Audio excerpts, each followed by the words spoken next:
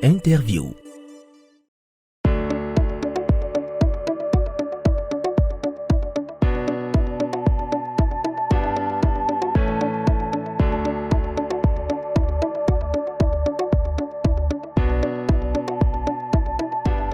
Lorsque le mécanisme de thermorégulation est débordé, certaines pathologies peuvent se manifester déjà, à savoir par exemple, comme vous parlez des conséquences physiques, on peut avoir des maux de tête, il peut y avoir des crampes musculaires, il peut y avoir des vertiges, une déshydratation, pas une perte d'eau,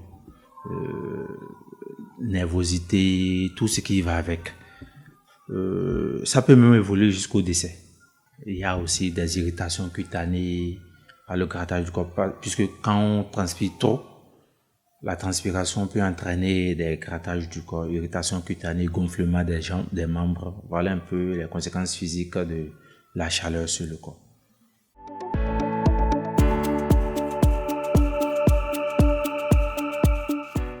En cas de chaleur extrême, l'organisme lutte, l'organisme travaille davantage pour se maintenir au frais, ce qui peut entraîner la libération du cortisol, qui est la principale hormone de stress. Cela pourrait entraîner des périodes d'insomnie, avec pour conséquence des nervosités, irritation, troubles de concentration, agressivité, parfois des délits.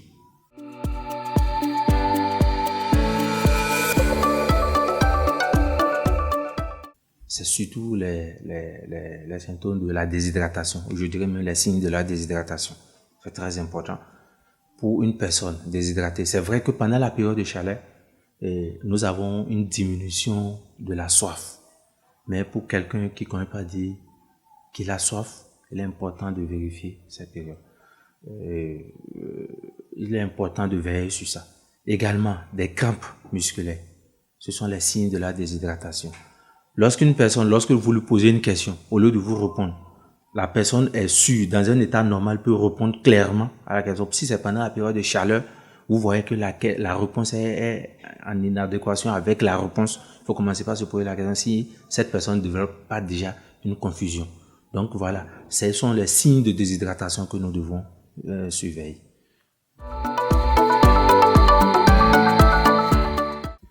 Les enfants et les personnes âgées doivent être surveillés de près.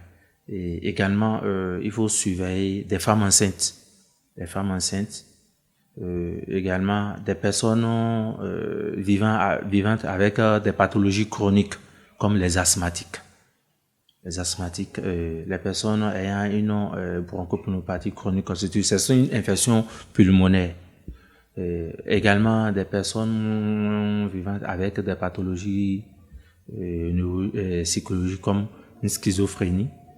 Je pense même les drépanoes.